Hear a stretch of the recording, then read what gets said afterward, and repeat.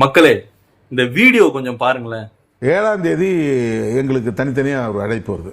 திடீர்னு வந்து சிஎம் பார்க்க விரும்புகிறார் அப்படின்னு. அப்போ நாங்கள் 2-3 பேர் போகிறோம், அவங்களும் வந்திருந்தாங்க. அப்போ அங்கே ஒரு கருத்து வைக்கப்பட்டது என்னன்னா, இது மாதிரி வந்து நம்ம அணியும் அதிமுக அணியும் சேர்ந்தால் நாமளே ஆட்சி அமைக்க முடியுங்கிற ஒரு ப்ரப்போசல் வந்துருக்குது. அதை எடப்பாடி அவர்களை வந்து முதலமைச்சராக முன்மொழிகிறாங்க. இதை பற்றி உங்கள் கருத்து என்ன அப்படின்னு முதல்ல நான் வந்து சொல்கிறேன். இது திமுகவுக்கே பெரிய கேள்விக்குறியாயிரும், உங்களுடைய எதிர்காலமே சூன்யமாயிரும், இது நல்ல முயற்சி இல்லை அப்படின்னு நான் சொல்கிறேன். கம்யூனிஸ்டுகளும் கிட்டத்தட்ட அதே மாதிரியான ஒரு டோனில் தான் கருத்து சொன்னாங்க. நாங்கள் எழுச்சி வந்துட்டோம்.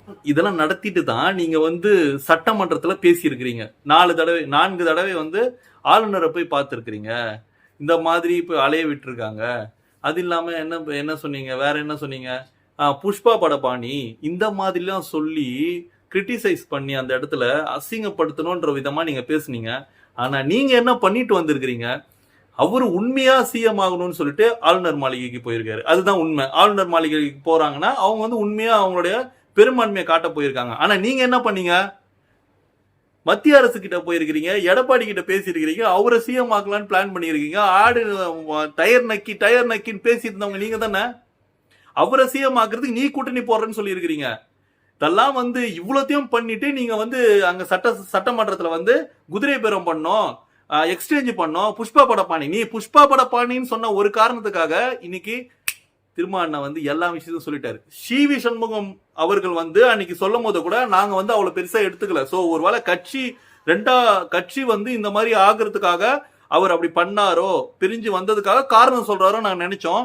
ஆனா திருமாவளவன் இப்ப சொல்லும் போதுதான் எங்களுக்கு புரியுது, உண்மையான கதை புரியுது. உண்மையான திமுக உடன்பிறப்புகள் என்ன பண்ண போறீங்கன்றதுதான் இந்த நேரத்துல ஒரு விஷயமா இருக்கு.